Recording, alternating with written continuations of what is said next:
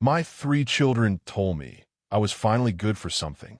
As I lay dying, I remember the way the fluorescent lights hummed above me in that hospital room, white and cold as the silence that filled our family long before that day. Brad stood at the foot of the bed, his jaw tight, checking his Rolex between every sentence. Jennifer leaned against the wall, scrolling her phone as if waiting for a coffee order. Kevin whispered to his wife about paperwork. 2 years. That's how long it had been since any of them had spoken to me. 2 years since they blocked my number after their mother, Margaret, passed away. I'd always thought grief brought families closer, but for us it opened a canyon so wide I could no longer see them on the other side. Margaret and I had been married 46 years. She was my first and only love. A gentle woman with a laugh that filled a house faster than any light switch. When the doctor said pancreatic cancer, she smiled and said, "We'll face it together, Tom." We did. For 12 months, I became her nurse, her chauffeur, her night watchman. I memorized the sound of every beep on her 4 machine. I learned how to hide my tears in the hallway, so she would never see me cry. I thought the kids would help. Brad came to 2 appointments. Jennifer stopped by once a month, always with a sigh and an excuse about grading papers. Kevin sent flowers once, a week late from an online service, but on the day of her funeral, they all showed up, dressed in black, smelling of cologne, checking their watches. I stood by her casket and realized I wasn't just burying my wife that day. I was burying whatever illusion I had left about family loyalty. When the will was read, Margaret had left everything to me. A small gift for the grandkids, yes, but the bulk of our $2.1 million in savings stayed in my name. That's when the tone of their voices changed. "Dad, you shouldn't be alone in that big house," Brad said first. Jennifer called it concern. Kevin called it planning for the future. I called it what it was, greed, wearing polite smiles. For 3 weeks, I played along. Sunday dinners. Polite questions about my health, my long-term care options. Then came April 10th. I woke up at 2 a.m. with chest pains that felt like someone sitting on my lungs. I called Brad first, voicemail. Jennifer's phone rang once before she declined the call. Kevin's didn't even have voicemail set up. 6 hours in the ER alone. The next morning I tried again. Blocked. All 3 of them. That night I sat at the kitchen table, staring at Margaret's photo. Her eyes seemed to ask me a question. Why are you still chasing people who've already let you go? So I stopped calling. Instead, I started writing. Every expense, every doctor's bill, every lonely holiday went into a notebook.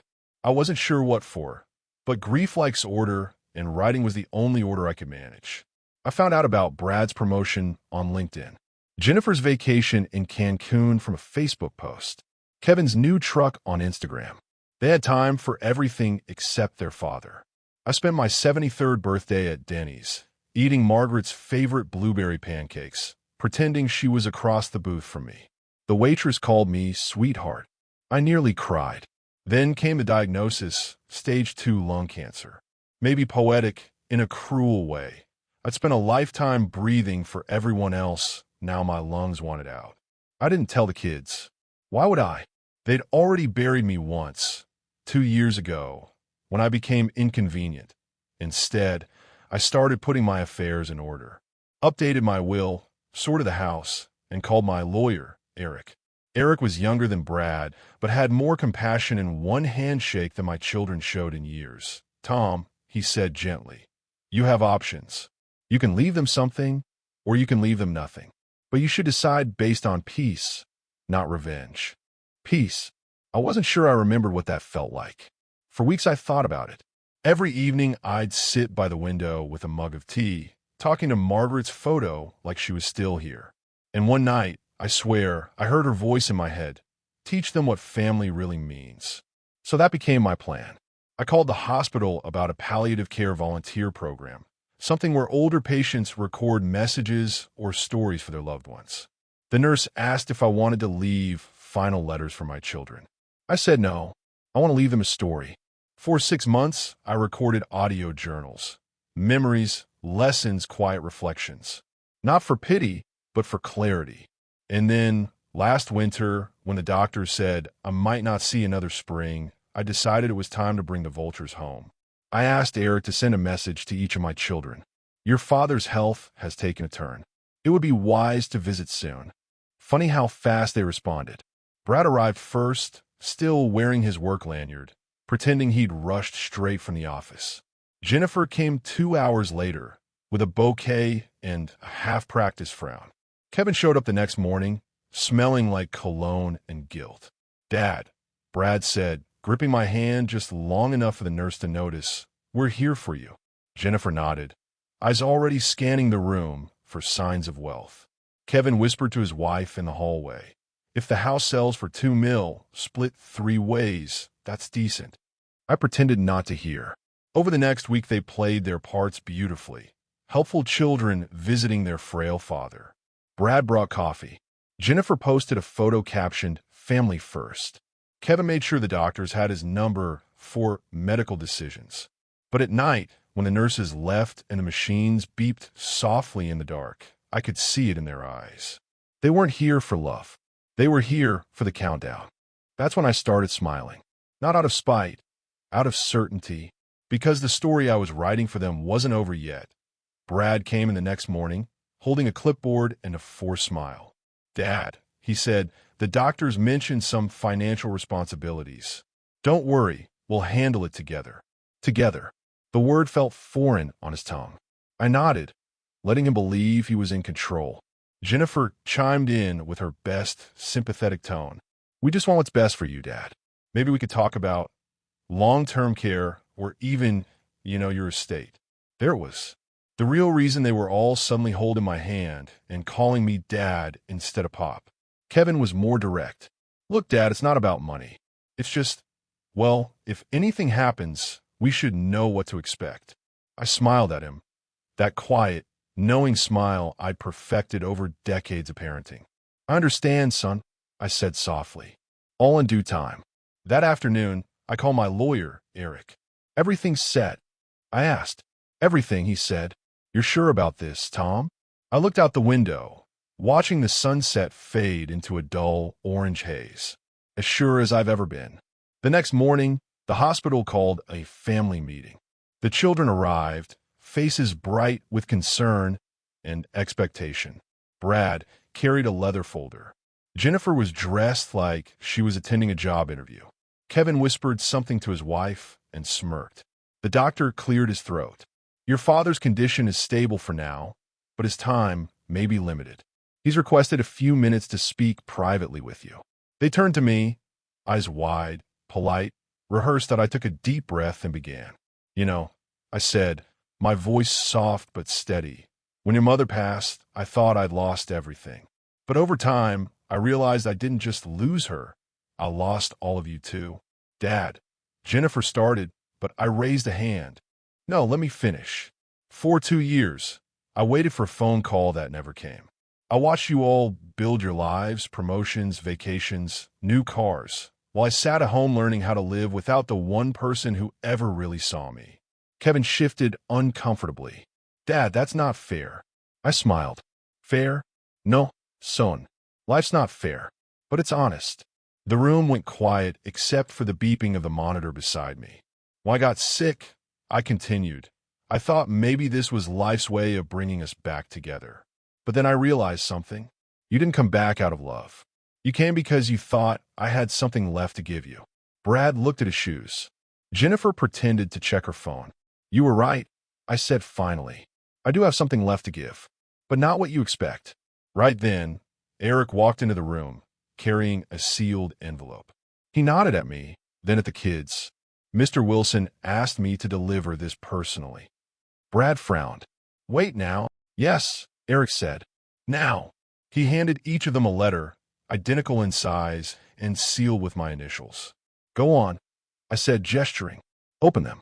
Jennifer tore hers first. Her eyes darted across the page, then froze. What is this? She whispered. Kevin looked confused. Dad, this says you sold the house. Brad's voice cracked. And donated everything. I nodded slowly. That's right. Every cent. The savings, the house, the investments. All of it. To who? Jennifer demanded. To the hospice center, I said. The same place that took care of your mother when none of you would.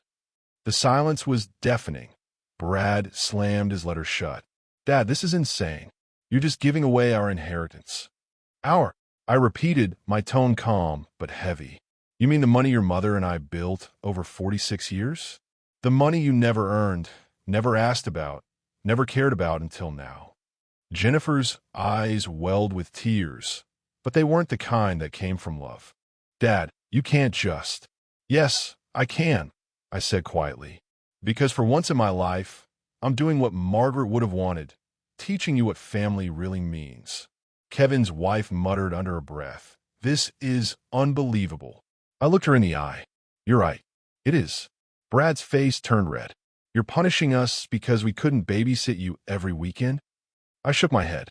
No, son. I'm reminding you that love isn't measured in visits or voicemails. It's measured in presence, in showing up when it matters. And you didn't. The nurse knocked gently, signaling that my time was up for visitors. As they turned to leave, I said one last thing. I said, I used to dream about leaving you something that would make your lives easier. Turns out, the only thing worth leaving behind is a lesson you'll never forget. Jennifer hesitated at the door. Dad, you really gave it all away? I smiled faintly. Not all of it. I left each of you something small, a memory box with photos, letters, and the key to your mother's garden. Everything else went to people who actually remember what love feels like. And with that, they were gone. 2 weeks later, I was discharged for palliative care at home. The hospice center arranged everything. Nurses, meals, even a little garden window box where Margaret's favorite roses bloomed again. One afternoon, the nurse brought me a small envelope. From your lawyer, she said. Inside was a copy of a news article. Local hospice receives $2.10 million gift from retired veteran. I chuckled softly. Margaret, we did it, I whispered. They'll learn, even if it takes a lifetime. But the story didn't end there. A month later, Brad showed up at my door. Alone, that he looked thinner, older. Dad, he said quietly, can I come in? I gestured to the chair across from me. He sat, clasping his hands like a boy caught stealing candy. I was angry, he said. But then I visited the hospice. I saw what they did with the money, new beds, a library, family rooms. People were smiling. Mom would have loved it. I said nothing, just listened. I'm sorry, Dad, he said finally. I forgot what mattered. For the first time in years, I saw sincerity in his eyes. Not greed, not pride, just a son stripped down to the truth. He came back every week after that. Sometimes we talked, sometimes we just sat in silence, watching the garden. Jennifer wrote a letter 3 months later, long, tear-stained, apologetic. Kevin never reached out. That's okay. Some lessons take longer to learn. As spring rolled in, I felt my strength fading. But I wasn't afraid, because for the first time in a long while, I wasn't alone. Brad sat beside me one evening as the sun dipped below the hills.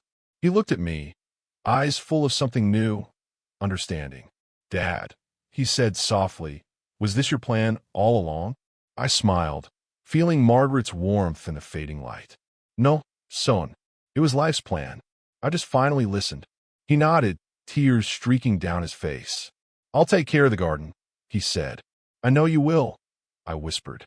And that was enough. Folks often think revenge means hurting someone back. But sometimes the quietest revenge is the one that heals your soul first. My children thought they'd come for money, but what they really found was a mirror, one that showed them the emptiness of taking without giving. In the end, love isn't something you inherit. It's something you earn through time, sacrifice, and showing up when it matters most.